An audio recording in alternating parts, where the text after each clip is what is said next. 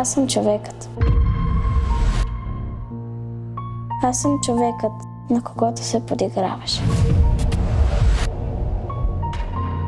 Аз съм човекът, който живя в страх и насилие. Аз съм човекът от твоето поколение. Половината от ненавършилите пълнолетие в България са били потърпевши от някакъв вид агресия някога в живота си.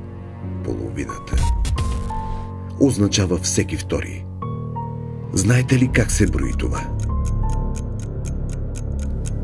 1, 2, обиден. Проявите на агресия най-често са свързани с липсата на самоконтрол. 1, 2, наплют. Агресията за мен е реално бич на съвременното общество. 1, 2, ударен. Агресията е всичко това, което нарушава правата на всяко едно друго дете. 1, 2, унизен.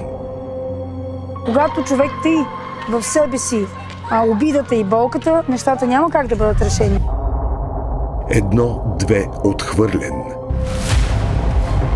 Децата не знаят как да реагират при агресия. 1, 2, сам. Агресията е загуба на време, агресията е загуба на енергия, агресията е нещо, което е абсолютно безсмислено.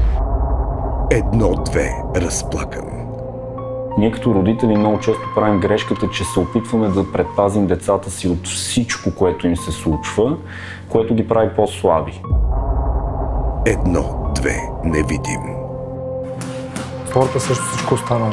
Против различни зависимости, против агресия включително. 1, 2, пречупен. Детето иска да бъде чуто и разбрано и някой да му помогне. Това е вик за помощ. Агресията е страшна. За всички. Не за всеки втори. За агресията няма първи.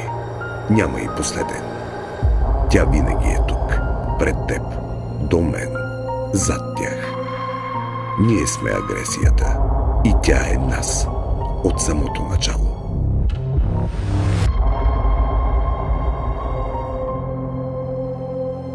Аз съм човекът, чието име не знаеш.